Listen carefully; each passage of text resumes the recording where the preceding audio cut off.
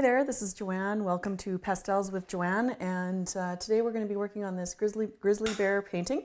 I've got the first layers kind of put on already, the kind of an outline sketch and a few first coats. So today we're going to work on some of the body of the bear. I'm going to use some of my pencil pastels in combination with some of the chunks. So we're going to be using these guys today. I'm going to start off by just taking a look at, I'll just kind of work on the face a little bit and show you how to put in some of those finer details. So I just kind of had quickly sketched in a little bit of an outline before. So today I'm going to take some of my pencils and some of my lighter chunks, and we're going to work in some of the highlights and then the dark parts to kind of work some of that detail in there. So I just need to kind of come in. I just seen a correction I need to make here on the shape of the nose. So I'm going to pull this highlight in on the top of the nose area in here with this lighter chunk, and then just carry that highlight closer out towards the edge. So this is a soft chunk. It's a Rembrandt chalk pastel, nice and soft, and it's actually a really great one for being soft enough to give you really rich color with the pastel, but also hard enough that you can put a lot of layers in over top with harder pastels like the pencils. So Rembrandt is a really great brand that way. Works really well to get nice layers of color in with pastel. So you can see how that really picked up a nice bright light edge. So I'm just going to layer that in. I want to work this highlight in a little bit more too with this color. So this is kind of like a skin tone color, works really great for wildlife pieces. For any kind of lights coming through, it's really kind of a natural light shade. I'm going to put that layer. He's got kind of a highlight edge kind of coming all the way around. So I'm going to just pull that in. So this is just a first layer. So when I'm laying this in here, it's just sort of just laying down the color. And then we're going to add in more of the textured look in over top. So I'm going to take another shade that's kind of a medium tone in here, another medium kind of nude sort of shade, and add another layer yet again into this nose area here. So I'm going to start off by just layering in these chunks,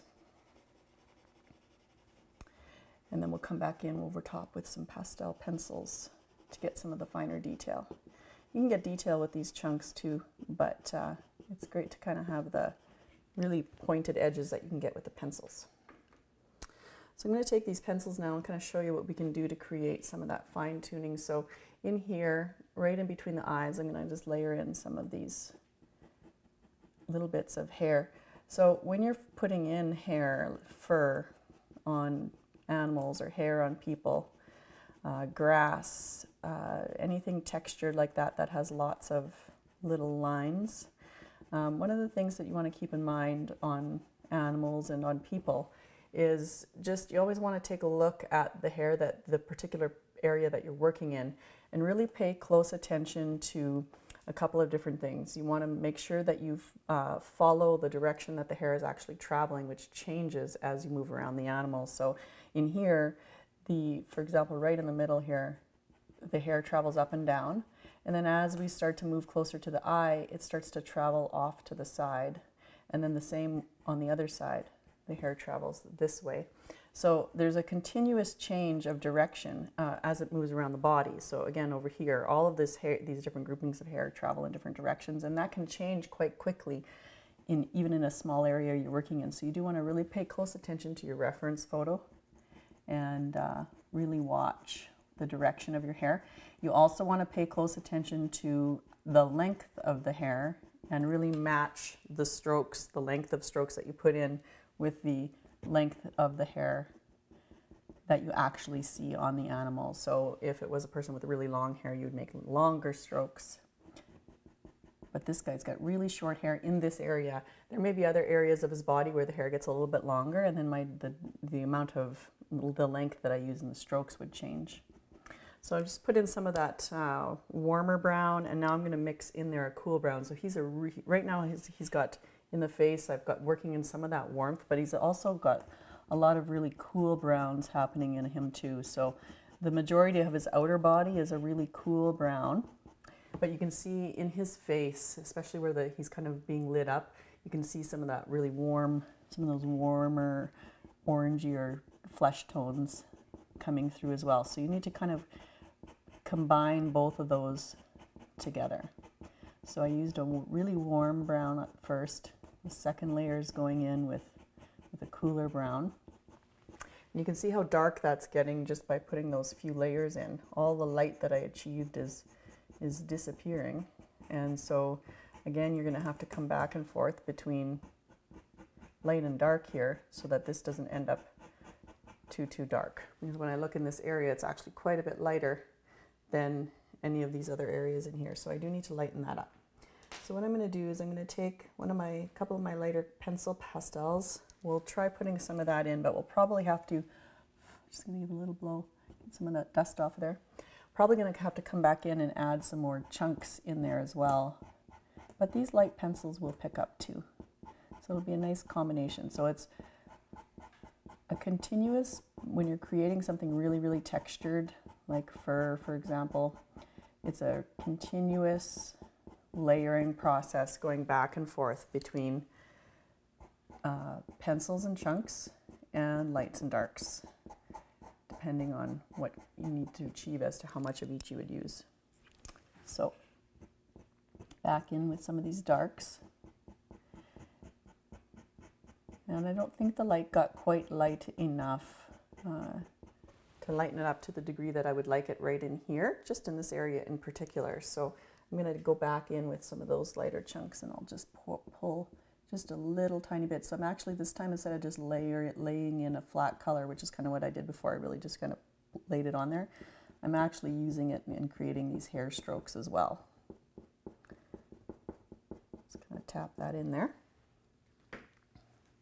And then I'll just add just a tiny little bit.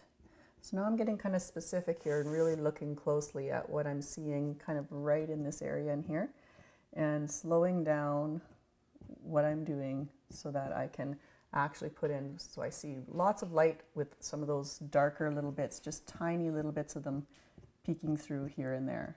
So I'm kind of just adding that little bit of detail in there. And then it gets darker as it moves closer to the upper part of the eye, which is right in here. So I'm going to add even more dark.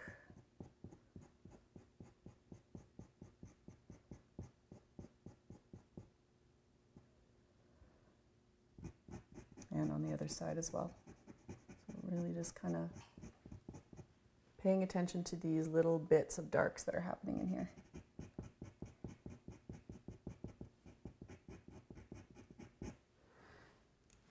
And I need a really dark color, so I'm going to use, these are really quite dark. I'm going to get in quite dark right into the inner corners of the eyes in here as well. And this is a really dark gray, and so that's a nice one to kind of blend in there. Always want to try to get as dark as you can without using black, and then only go to black as a last resort. But still blending the black in with other colors, because black is really flat and void of color, and so if you use it all on its own, it has a tendency to really look quite flat, and you kind of lose the three-dimensional quality that you can get from rich darks. So these rich darks that are coming in now are really picking up nice. So this is really a nice brown here that's coming in too. This one's picking up.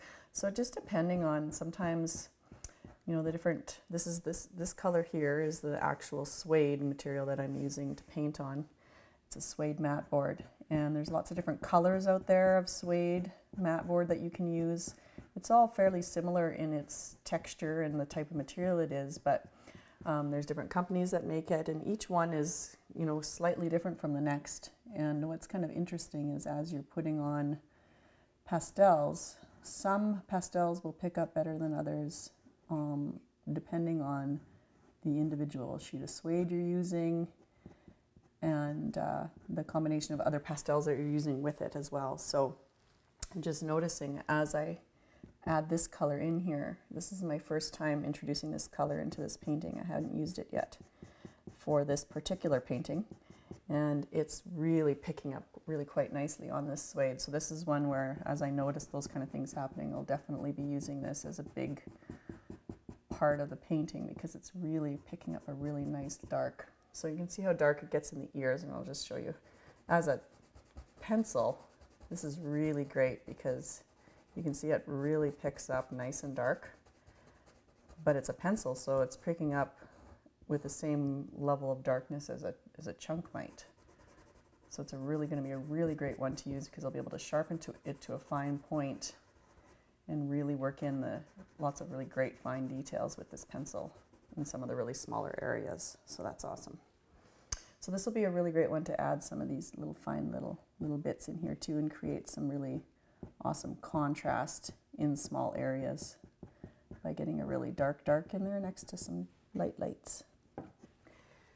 And I'm going to come into the eye now, and we'll get some really specific stuff happening inside the eye. So the eyes are quite small and really quite round, and I need to be really specific with that shape now. I just sort of have them kind of lightly marked in, but I need to go in and add really specific shape now to get that happening and looking the way we need it to. So what's happening inside the eye is there's a highlight kind of along the outside eyelid area.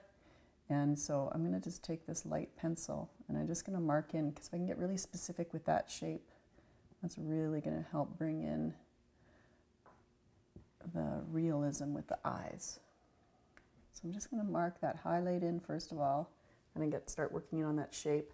And then he also has a bright highlight on the upper part of his eyeball right before the eyelid happens. So I'm just touching that in, and now I'm going to come back in with that dark gray and get a nice fine point in here and pull in the bottom part of the eyeball, which is really dark, and bring it right up against that highlight. I'll use this other brown as well.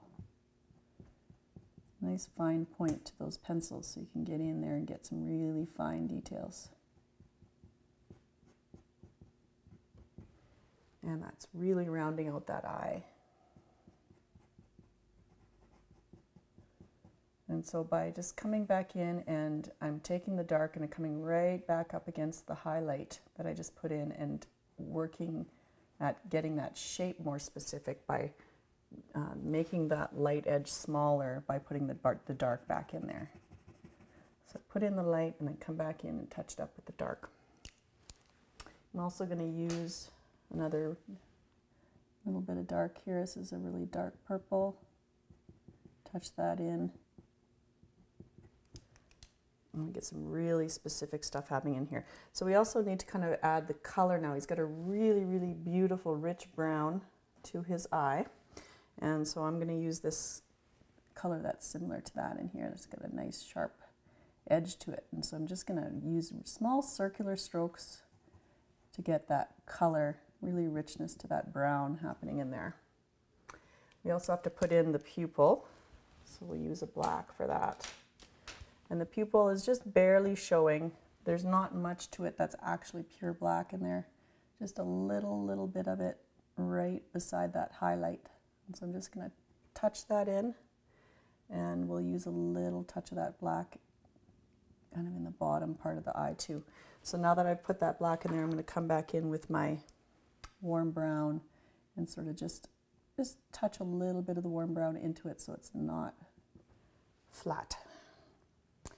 And now I need to take another dark and come back in and bring the highlighted edge from the top eyelid right up against that highlight.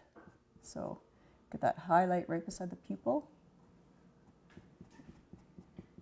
and just touching that in, and then working in some of those rich browns too. And really getting that shape coming in. You need to extend the highlight back in a little bit. I lost some of it by adding that in there, so I'm just coming back in with my light, touching that in. So really, really specific in there with the lights and darks. Came a little bit too far with that highlight, so I'm pulling some dark back in. So just lots and lots of back and forth. Same with the nose area. We can get really, really specific with this nose area. So I'm going to take my dark brown and really kind of work at adding a little bit more to these shapes. So he's got a really, really dark edge in the nostril area. Got some kind of deep darks happening in there. Also some really strong highlights too, which are really going to define the shape of his nose. So I'm just going to kind of extend that and make it just a little bit bigger, the dark parts. Bring that in, and then also kind of come down and out a little bit lower with this nose shape, bottom part of it as well.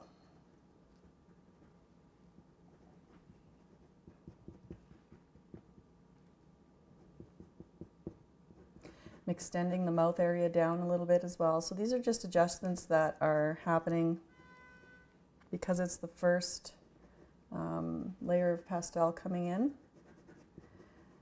Always need to make changes and add things in to help it make the shapes even more specific as we go along. So once you get some first coats in there, it's easy to start seeing any slight changes that might need to happen to adjust it and get it really, really specific. So I'm just adding in some highlight in here to extend this mouth area so that he's got a little bit more space happening just below the nose. And then extending this dark edge on the other side of it right in here.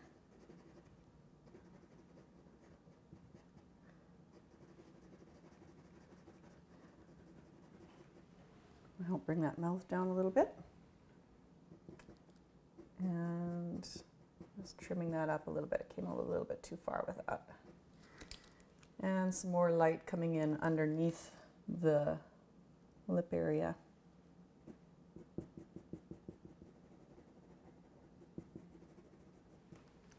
And so it slowly starts to piece that together. So this area also needs to come out and down. So just adding a little bit more to kind of the sort of like the jowl area in here. And I'm going to use some light chunk for that. There's a little bit of a light edge in there. So I'm going to touch a little bit of this in there. This is going on lighter than I want. I knew it would, but it's nice to have that light base underneath, and then I can add some layers in over top to get the texture. So just want to pull that out for now. And then come back in with the pencils. And so just using lots of those same hair strokes, so watching my direction and my length again. Just get that pulled in, and then I'll trim up the shape.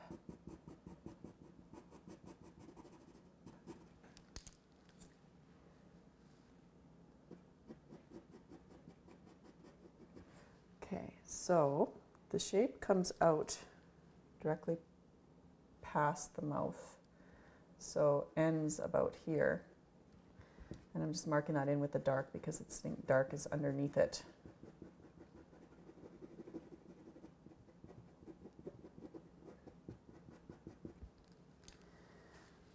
And I need to add a little bit more right here. Didn't come quite low enough in this section. And so slowly it starts to come together and piece together those shapes. A little bit more dark right underneath the nose area here. So I'm just going to not coming quite as heavy with this dark color in here because I want it to just pick up light softly so that it doesn't get too dark too fast. Now in here and back up in this nose area, we do have some kind of, it's like there's a light, tiny light area of dark, sort of really soft, short fur happening in there. So it's not so dark that it turns it dark, but it's got a dark undertone to it. So you kind of have to just, to create that kind of effect, it's kind of what looks similar to me to what the horse looks like in a mouth area, nose area. And so I just have to really softly touch this in so that the light that's underneath still shows through. It creates a really, really soft look. That's what we're looking for, as opposed to hairy or furry. So I'm just touching some of this light back in. Lots of really fine layering to create that kind of effect.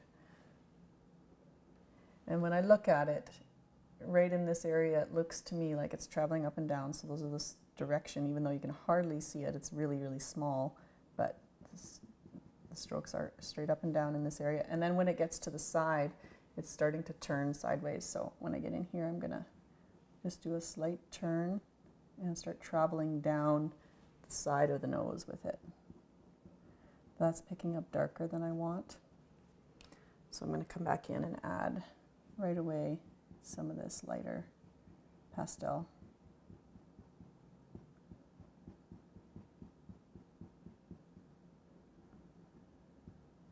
And you can use your finger to kind of soften things out with pastel too. You can always use it to blend.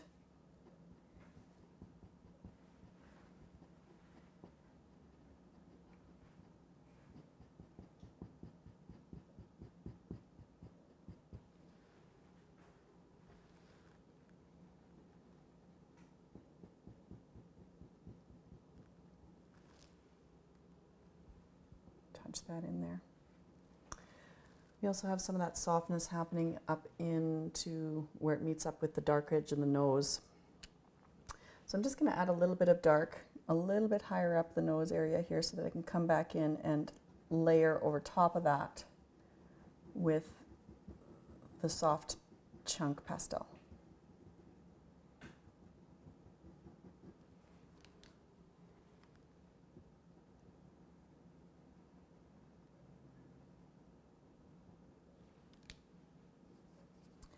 And back in with a pencil to kind of soften that out.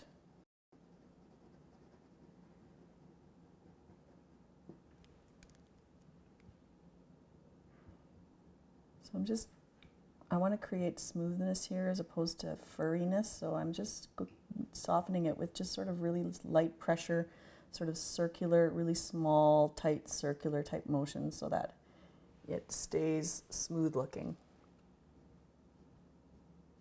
And then back in again. So lots of layering back and forth.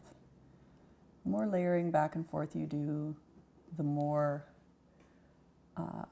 textured the look. Really helps to create texture. It helps, layering helps create depth as well. So when we're working in really deep areas of fur or in the background with when we get back into here and start working in trees and stuff, lots and lots of layering back and forth really creates that depth. Kind of the fun part about pastel, all that layering. It's just like coloring.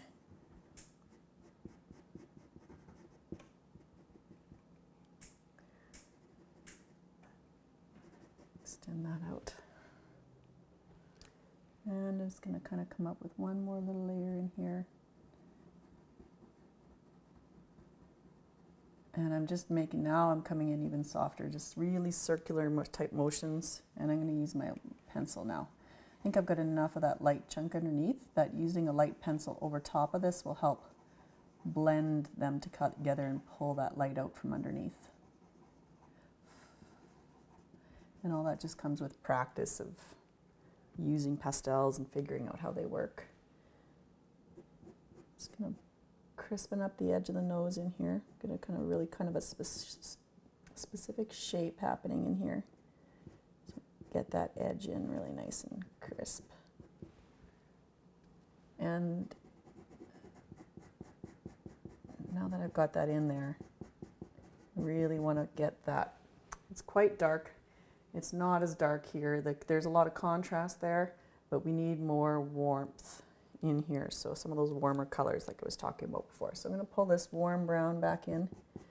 We'll layer a little bit of that into this area in the nose, and I'm just going to double check my hair in here. So in here we've got actually got really, really, really fine, short little hairs that are traveling kind of off to the side a little bit and downwards as you travel down the nose area. It needs some highlight areas in there to get some of that fuzziness to show. It's really fuzzy in this part. Fuzzy, furry type, really short hair. And so just really studying what you see in there. There's a few like little highlight areas in there, so I'll have to come in at the end and add in some even lighter little bits over top.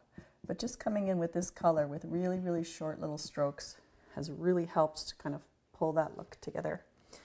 and then it does carry out. So you're gonna have to keep coming out with more layers. So what happens here is with this first layer, the hair is looking a little bit too long. So I'm going to just kind of come back in with, as I keep coming sideways, with short strokes, really short strokes, following my direction but keeping the strokes nice and short. And when you're adding layers of hair like this, you want to remember that when you go to move over, so I've finished off, for example, with this section right in here, when I go to start adding into what I want to fill in this area, you're going to make sure you overlap, where starting right in the middle of where your first strokes were last time, and overlap into the new area. Otherwise you end up with what will look like stripes. So like kind of like what happens in here. This ends suddenly and the new color begins, and it then ends up looking like stripes. And that can happen even if you're using the same colors. So you do want to make sure that there's an actual overlap. So if I was filling in right in here, it would come right in over top of that color so that you don't see that striped edge. And that's kind of what I'm trying to explain in here, which isn't as easy to see because it's so fine and the hairs are so short. But you want to make sure you're doing that in here too. Yeah, so you just want to make sure you also do that with more than one color. So I took a lighter color now, and I'm kind of adding some of those same short, tiny little strokes in those same layered areas. If you don't use more than one color, the individual strokes are not going to show. So now I've taken a dark color and a lot of back and forth between lights and darks within that area.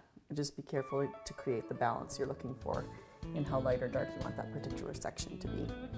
So thank you for joining us today. Again, I'm Joanne Sheldon, and this was Pastels with Joanne. Join us next time. We're going to continue working on this guide and do a little bit of fun stuff with the trees. And you can find me at joannemersheldon.com and check out our website for paint and party night events as well. Thanks so much. See you next time.